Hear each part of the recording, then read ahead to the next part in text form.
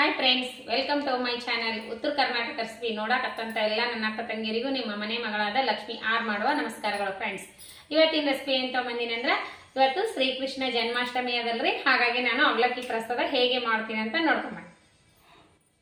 Ingredients ಈಗ ನೋಡ್ರಿ: ಅವಲಕ್ಕಿ, ಬೆಲ್ಲ, ಹಸಿ ಕೊಬ್ಬರಿ ತುರಿ, ಆಮೇಲೆ ಯಾಲಕ್ಕಿ ಪೌಡರ್, ಆಮೇಲೆ ಡ್ರೈ ಫ್ರೂಟ್ಸ್, ಬಾದಾಮಿ, ಆಮೇಲೆ ಗೋಡಂಬಿ, ಮಾಡೋಕೆ ತುಪ್ಪ. ನೋಡ್ರಿ, ಈಗ ಅವಲಕ್ಕಿ ಕ್ಲೀನಾಗಿ ಮಾಡ್ಕೊಂಡು ತೊಳ್ಕೊಂಡು ಇದು ಹಸನ್ ಮಾಡಿ ಇಟ್ಕೊಂಡಿನಿ. ಈಗ ಏನು ಮಾಡ್ತೀನಿ ಅಂದರೆ ಇವು ಕ್ಲೀನಾಗೆ ತೊಳ್ಕೊಂಡು ಬರ್ತೀನಿ. ಈಗ ನೋಡ್ರಿ, ಬೆಲ್ಲ, ಈಗ ಡ್ರೈ ಫ್ರೂಟ್ಸು ಕರ್ಕೊಳ್ಳೋಣ ಬನ್ನಿ ತುಪ್ಪದಲ್ಲಿ. ಬನ್ನಿ. ಈಗ ನೋಡ್ರಿ, ನಾನು ಬೆಲ್ಲ ಸ್ವಲ್ಪ ಇದು ಮಾಡ್ಕೊತೀನಿ, ಪಾಕ ಮಾಡ್ಕೊತೀನಿ. ನಿಮ್ಗೆ ಎಷ್ಟು ಸ್ವೀಟ್ ತಿಂತೀರಿ ಅಷ್ಟು ಹಾಕಿ. 2 ಥರ ಬೆಲ್ಲ ಇದೆ. ಈಗ ಇದಕ್ಕೆ ತುಪ್ಪ ಹಾಕೊಂಡಿದ್ದೀನಿ. ಇದ್ರೊಳಗೆ ಡ್ರೈ ಫ್ರೂಟ್ಸ್ ಕರ್ಕೋಣ. ಬಾದಾಮಿ, ಗೋಡಂಬಿ,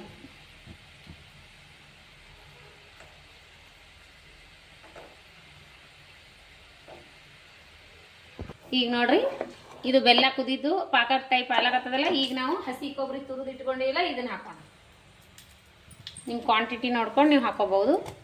ಹಸಿ ಕೊಬ್ಬರಿ, ಒಣದ ಕೊಬ್ಬರಿ ಆದರೂ ಹಾಕೋಬಹುದು, ಚೆನ್ನಾಗಾಗುತ್ತೆ ಹಸಿ ಕೊಬ್ಬರಿ ಆದ್ರೆ. ನಾವು ಇದಕ್ಕೆ ಯಾಲಕ್ಕಿ ಪೌಡರ್ ಹಾಕೋಣ.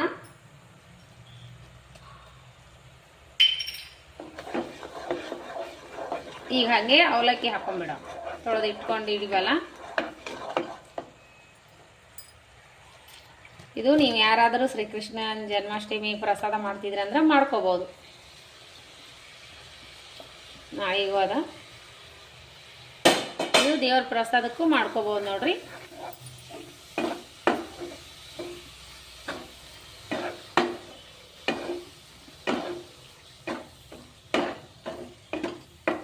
ಸಿಹಿ ಎಣ್ಣೆ, ಇದು ತುಪ್ಪ ಹಾಕೋತೀನಿ. ಡ್ರೈ ಫ್ರೂಟ್ಸ್ ಕರ್ದಿದ್ವಲ್ಲ, ಅದೇ ತುಪ್ಪ ಹಾಕೊಂಡಿನಿ. ಈ ರೀತಿ ಬೆಲ್ಲ ಹಣ್ಣಂಗೆ ಆಯ್ತು ನೋಡ್ರಿ. ಈಗ ಈ ರೀತಿ ಮಾಡ್ಕೊಂಡು ಉಂಡೆ ಆದ್ರೂ ಕಟ್ಕೋಬಹುದು, ಇಲ್ಲ ಅಂದ್ರೆ ಹಾಗೇನೂ ತಿನ್ಬಹುದು. ಇದು 15 ದಿನ ಇಟ್ಟು ತಿಂದ್ರು ಏನಾಗಲ್ಲ, ಕೆಡಂಗಿಲ್ಲ ನೋಡ್ರಿ. ಮಸ್ತ್ನಾಗೆ ಬೆಲ್ಲ ತುಪ್ಪದ ಜೊತೆ ಬೆರ್ತ್ ಬಿಟ್ಟದ. ಪರ್ಫೆಕ್ಟ್ ಆಗಿ ರೆಡಿ ಆಯ್ತು ನೋಡ್ರಿ. ಪಾಕ ಎಲ್ಲ ನೀರಿನ ಅಂಶ ಹೋಗಿ ಅದೇನು ಇಲ್ಲ, ಪಾಕ ಮಾಡ್ಕೊಂಡು ಮಾಡೀನಿ. ಮಸ್ತ್ ಆಗೈತಿ ತುಪ್ಪದ ಜೊತೆ. ನೋಡ್ರಿ, ಈ ರೀತಿ ಮಾಡ್ಕೊಂಡು ಉಂಡೆ ಆದ್ರೂ ಕಟ್ಕೋಬಹುದು, ಇಲ್ಲಾಂದ್ರೆ ಹಾಗೇನೂ ತಿನ್ಬಹುದು. ನೋಡ್ರಿ ಎಷ್ಟು ಪರ್ಫೆಕ್ಟ್ ಆಗಿ ಬಂದ ನೋಡ್ರಿ. ಸೂಪರ್ ಆಗಿ ಸಿಂಪಲ್ ಆಗಿ ಟೇಸ್ಟಿಯಾಗಿ ಮಾಡುವಂಥ ರೆಸಿಪಿನ ಹೇಳ್ಕೊಟ್ಟಿನಿ. ಅವಲಕ್ಕಿ ಶ್ರೀಕೃಷ್ಣ ಜನ್ಮಾಷ್ಟಮಿಗೆ ಈ ರೀತಿ ಮಾಡ್ಕೋಬಹುದು. ಮಸ್ತ್ ಅಂದ್ರೆ ಮಸ್ತ್ ಆಗ್ಯದ. ನೀವು ಮಾಡ್ಕೊಂಡು ತಿನ್ರಿ. ಮಕ್ಕಳಿಗೂ ಅವಾಗವಾಗ ಮಾಡಿಕೊಡ್ರಿ. ಈ ರೀತಿ ಪ್ರಸಾದ ಮೂಲಕನೂ ಆಗುತ್ತಾ. ಆಮೇಲೆ ಮಕ್ಕಳಿಗೂ ಈ ರೀತಿ ಸಿಹಿ ಅವಲಕ್ಕಿ, ಖಾರದ ಅವಲಕ್ಕಿ ಜೊತೆ ಈ ಥರ ಸಿಹಿ ಅವಲಕ್ಕಿ ಮಾಡಿಕೊಡ್ರಿ. ಮಸ್ತ್ ಆಗುತ್ತಾ. ಮಕ್ಕಳು ತುಂಬಾ ಇಷ್ಟಪಟ್ಟು ತಿಂತಾರೆ. ಈ ರೀತಿ ಮಾಡ್ಕೊಂಡು ಇದು ಲಡ್ಡುನೂ ಕಟ್ಕೋಬಹುದು, ಇಲ್ಲಾಂದ್ರೆ ಹಾಗೇನೂ ಬಿಡ್ಬೋದು. ಮಸ್ತ್ ಅಂದ್ರೆ ಮಸ್ತ್ ಆಗ್ತೈತಿ. ನೀವು ಒಂದ್ಸರಿ ಟ್ರೈ ಮಾಡ್ರಿ.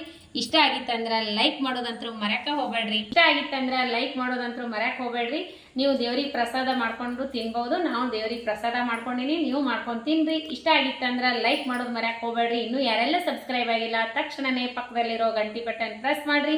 ನೀವು ಸಬ್ಸ್ಕ್ರೈಬ್ ಆಗ್ತೀರಿ, ನಾ ಹಾಕುವಂಥ ರೆಸಿಪಿಗಳ ನೋಟಿಫಿಕೇಶನ್ ಸಿಗ್ತೈತಿ. ನೀವು ತಕ್ಷಣನೇ ನೋಡ್ಬೋದು. ನಿಮ್ಮ ಅನಿಸಿಕೆ ಅಭಿಪ್ರಾಯಗಳನ್ನು ಕಮೆಂಟ್ ಬಾಕ್ಸ್ನಲ್ಲಿ ತಿಳಿಸ್ರಿ, ಮರ್ಯಾಕ ಹೋಗ್ಬೇಡ್ರಿ. ಮತ್ತೆ ಮುಂದಿನ ರೆಸಿಪಿಯಲ್ಲಿ ಸಿಗೋಣ. ಯಾರೆಲ್ಲ ಯಾವ ರೀತಿ ಸಪೋರ್ಟ್ ಮಾಡಾಕತ್ತೀರಿ ಅದೇ ರೀತಿ ಕಡೆಯವರಿಗೂ ಸಪೋರ್ಟ್ ಮಾಡ್ರಿ. ನಿಮಗೆಲ್ಲ ತುಂಬು ಹೃದಯದ ಧನ್ಯವಾದಗಳು. ಇದೇ ರೀತಿ ಸಪೋರ್ಟ್ ಮಾಡ್ರಿ, ಲೈಕ್ ಮಾಡ್ರಿ, ಶೇರ್ ಮಾಡ್ರಿ, ಸಬ್ಸ್ಕ್ರೈಬ್ ಆಗ್ರಿ. ನಮಸ್ಕಾರ. ಮತ್ತೆ ಮುಂದಿನ ರೆಸಿಪಿಯಲ್ಲಿ ಸಿಗೋಣ. ಪ್ರಸಾದ ಮಾತ್ರ ಸೂಪರ್ ಆಗ್ಯದ. ನೀವು ಮಾಡ್ಕೊಂಡು ತಿಂದು ನಿಮ್ಮ ಅನಿಸಿಕೆ ಅಭಿಪ್ರಾಯಗಳನ್ನು ಕಮೆಂಟ್ ಬಾಕ್ಸ್ನಲ್ಲಿ ತಿಳಿಸ್ರಿ. ಮತ್ತೆ ಮುಂದಿನ ರೆಸಿಪಿಯಲ್ಲಿ ಸಿಗೋಣ. ನಮಸ್ಕಾರ, ಬಾಯ್.